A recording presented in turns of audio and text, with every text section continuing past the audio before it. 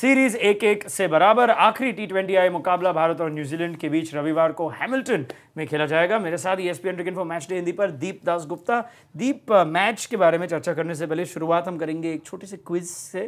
भारत और न्यूजीलैंड संबंधित है ये क्विज, और केवल 5 सवाल है, ऑप्शन भी दूंगा मैं।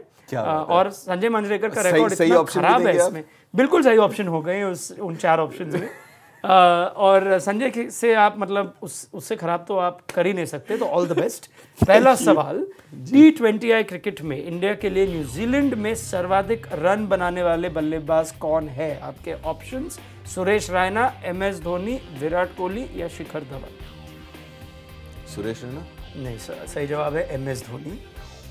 अगला सवाल, T20I में इंडिया के लिए न्यूजीलैंड में सर्वाधिक विकेट लेने वाले बॉलर कौन है? हरभजन सिंह, हार्दिक पांड्या, कृणाल पांड्या या Khaleel Ahmed. Interesting options, interesting है। 3 तो इसी सीरीज से आपको चुनने पड़ेंगे। बिल्कुल, आप हरभजन सिंह, मसला ये है कि इतने सारे मैचेस खेले नहीं है न्यूजीलैंड में। बिल्कुल। तो कृणाल, क्या बात है, सही जवाब। चलिए उनसे बेहतर हो गया ना मैं। अभी आप यहीं पे आप रिटायर कर लीजिए, डिक्लेयर कर लीजिए स्कोर को। चलिए तीसरा सवाल, न्यूजीलैंड और इंडिया के बीच T20I मुकाबलों में इकलौता शतक जड़ने वाले बल्लेबाज कौन है? Martin Guptill, Virat Kohli, Colin Munro या रोहित शर्मा। कॉलिन मनरो बिल्कुल सही जवाब। चलिए दो की हो गई। अब रिटायर कर लिया मैंने। नहीं, एक और कर ही लेते हैं। आपको मैं बोनस पॉइंट दूंगा। कहाँ मारा कॉलिन मनरो ने वो शतक, कुछ याद है आपको? नहीं, ऐसे मैं टाइम पास कर रहा हूँ। राजकोट में 2017 में। अगला सवाल, न्यूजीलैंड और इंडिया के बीच T20I मुकाबलों में सर्वाधिक मैच खेलने वाले खिलाड़ी कौन है दोनों टीमों से? Rohit Sharma, Kane Williamson, Ross Taylor या MS धोनी। MS धोनी। चलिए, इस बार तो आपने धोनी का नाम ले ही लिया, क्या बात है। धोनी बिल्कुल सही जवाब। 10 मैच खेल चुके हैं, सबसे ज्यादा मैच इन दोनों टीम्स में से। न्यूजीलैंड और इंडिया के बीच T20I मुकाबलों में किस जोड़ी के नाम सबसे बड़ी ओपनिंग साझेदारी का रिकॉर्ड है? गप्टिल और विलियमसन, राहुल और रोहित, रोहित और धवन या मकलम और राइडर। रोहित और धवन। क्या बात है, बिल्कुल सही जवाब। दीप दास गुप्ता, आपने 5 में से 4 T20 जैसी इनिंग्स खेली है, कमाल का स्कोर। क्या बात है, मजा आ गया है, बहुत मजा आया। और संजय मांजरेकर को खास मैं ये वीडियो भेजूंगा ताकि वो भी थोड़े मोटिवेट हो जाए कि नेक्स्ट टाइम क्विज में और अच्छा प्रदर्शन कर पाए। चलिए बात करते हैं मैच के बारे में। और मनोबल काफ़ी मजबूत होगा भारत का कि पहली जो हार थी वो काफ़ी बड़ी हार थी, और उसके बाद काफ़ी कन्विंसिंग विन थी सेकंड मैच में। बिल्कुल, और वापसी सा किया है, और खासकर गेंदबाजों ने, क्योंकि पहले मैच में भी पहले गेंदबाजी करते हुए 200 से अधिक रन दिए, लेकिन दूसरे मैच में जो है वापसी की गेंदबाजों ने बहुत अच्छी गेंदबाजी की। तो वो उस हिसाब से मनोबल ज़रूर बढ़ा होगा, और ख़ासकर आपके स्पिनर्स के कृणाल ने अच्छी गेंदबाजी की, तो उसका एक बहुत बड़ा फ़र्क है। आपके खलील ने बहुत अच्छी गेंदबाजी की, क्योंकि जो दिग्गज हैं, जो खेले हुए हैं पहले भुवनेश्वर जैसे, वो तो करेंगे, उनसे तो अपेक्षा है कि अच्छी करेंगे गेंदबाजी, लेकिन जो आपके नए हैं, कृणाल हो गए, खलील हो गए, उनसे जो उम्मीदें थी उस पर खरे उतरे दूसरे मैच में। छोटी सीरीज में, वो भी T20 सीरीज में कभी कभी मुश्किल हो जाता है कि भाई क्या ये टीम बैलेंस सही है या नहीं। कुलदीप यादव के बारे में हम काफ़ी चर्चा करते हैं कि क्या उन्हें खेलना चाहिए नहीं। भारत के लिए सबसे इंप्रेसिव बॉलर रहे T20 फॉर्मेट में। क्या इस डिसाइडिंग मुकाबले में आप उनके लिए जगह बनाना चाहेंगे? देखिए, हैमिल्टन में है जहाँ पे मैदान छोटा है, हाई स्कोरिंग वेन्यू है, तो मैं शायद नहीं उनको खिलाना चाहूँगा। लेकिन मैं फिर भी, जो मैं पहले मैच के दौरान मैंने कहा कि मुझे लगता है कि अतिरिक्त बल्लेबाज खेल रहे हैं, मुझे अभी भी लगता है, हालांकि दूसरा मैच जीते हैं उसी टीम के साथ, लेकिन फिर भी मैं वही कहूँगा कि मैं यहाँ पे एक और गेंदबाज को देखना चाहूँगा।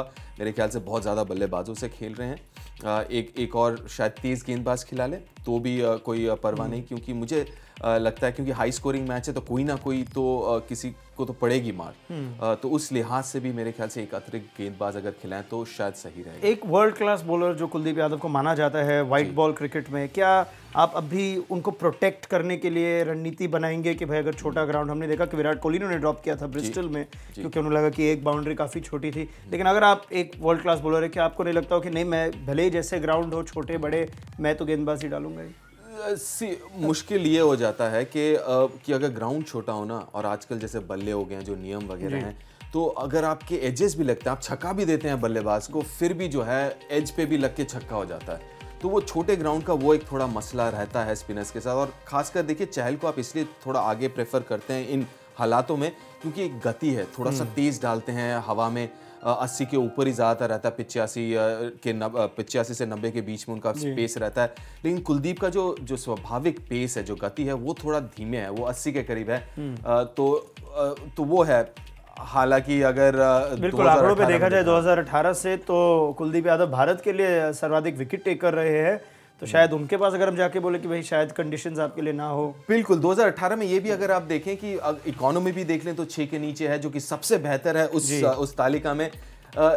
लेकिन मुझे बस इतना ही कभी कभार लगता है कि अगर छोटा मैदान हो, 18 की आप बात करें तो साउथ अफ्रीका बड़े मैदान है, इंग्लैंड में जो भी मैचेस खेले बड़े मैदानों में खेले, ऑस्ट्रेलिया बहुत बड़ा मैदान है, और क्योंकि अगर आप देखें तो जो मैचेस हैं वो उतने ज़्यादा नहीं है, तो 9 ही मैचेस खेले हैं उन्होंने 2018 में। और जैसे आपने कहा कि काफ़ी हद तक विराट ने भी उसी शायद सोच के साथ उतने ज़्यादा मैचेस नहीं खिलाए हैं। और आखिरी मैच में क्या आप खिलाएंगे, या फिर अगर आपको तीसरा गेंदबाज या एक्स्ट्रा गेंदबाज खिलाना हो तो आप या तो मोहम्मद सिराज या फिर सिद्धार्थ कौल को खिलाएंगे? हम बेस्ट बॉलिंग की औसत फिलहाल देख रहे हैं मिडिल ओवर्स में 7 से 15 में, और हमें पता है कि कुलदीप यादव बिल्कुल ओडीआईज में जिस तरह उनका प्रभाव रहता है मिडिल ओवर्स में बिल्कुल वैसा ही T20I में भी विकेट टेकर रहे हैं। बिल्कुल। लेकिन दोबारा अगर मैं हैमिल्टन का मैदान देखूं तो मुझे लगता है कि अगर ना खिलाएं तो ठीक है। जो अतिरिक्त गेंदबाज की मैं बात कर रहा हूं तो एक तेज गेंदबाज आप अतिरिक्त खिला सकते हैं, चाहे वो आप सिड कॉल हो या तो उसमें कोई भी उसमें कोई एक आप खिला सकते हैं। लेकिन मुझे नहीं लगता अभी भी कि कुलदीप शायद खेलेंगे इस आखिरी मैच में भी।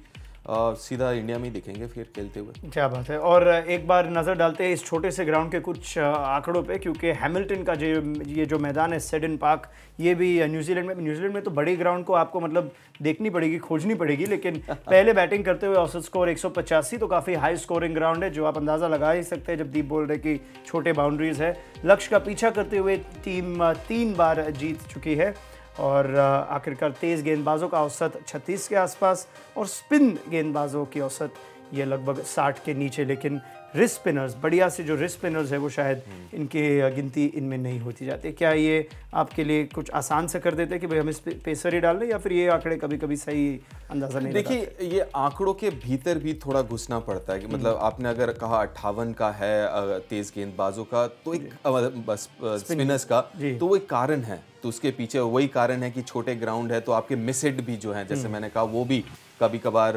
नहीं काफ़ी बार देखा हमने कि वो भी जो है वो छक्के के रूप में तब्दील हो जाते हैं। तो उस लिहाज से भी अगर आप उन आंकड़ों के लिहाज से भी आप देखें तो अगर अतिरिक्त गेंदबाज खिलाना है तो शायद तेज गेंदबाजी। न्यूजीलैंड का रिकॉर्ड सेडन पार्क हैमिल्टन में काफ़ी मजबूत है। अगर इन पे एक नज़र डालें तो 8 मैच में से 6 जीत चुकी है मेज़बान टीम। और इसी के साथ अगर हम बात करें न्यूजीलैंड की टीम के बारे में, तो पहले मैच में उनको वो एक्सप्लोसिव स्टार्ट मिल गई थी ओपनर्स से, वो सेकंड मैच में नहीं मिली। तो क्या यही मैच का एक अहम हिस्सा हो सकता है जो डिसाइड करे? अगर न्यूजीलैंड के ओपनर्स फायर कर गए तो शायद मुश्किल हो सकती है। बिल्कुल सही कहा आपने कि जैसे पहले मैच में देखा वैसा अगर स्टार्ट मिल जाए तो काफ़ी फ़र्क पड़ेगा, क्योंकि फिर वो मोमेंटम आप लेके चलते हैं 20 ओवर तक।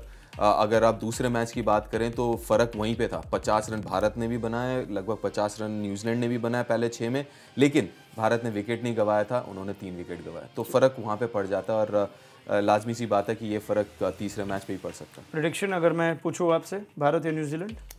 मुश्किल तो है T20 सीरीज़ बराबरी के मुकाम पर। देखिए अभी तक पिछले कुछ मेरे ख्याल से 7-8 बायलैटरल सीरीज में हारी नहीं है, तो मेरे ख्याल से बरकरार रखेगी वो रिकॉर्ड। क्या बात है दीप दास गुप्ता, धन्यवाद हमारे साथ जुड़ने के लिए ESPN cricket for match day Hindi पर। तो देखेंगे अगर भारत न्यूजीलैंड का ये जो दौरा है वो एक विनिंग नोट पे समाप्त कर पाएंगे या नहीं। Don't forget to like, share, subscribe and leave your comments in the comment section below. Click on the bell icon for notifications.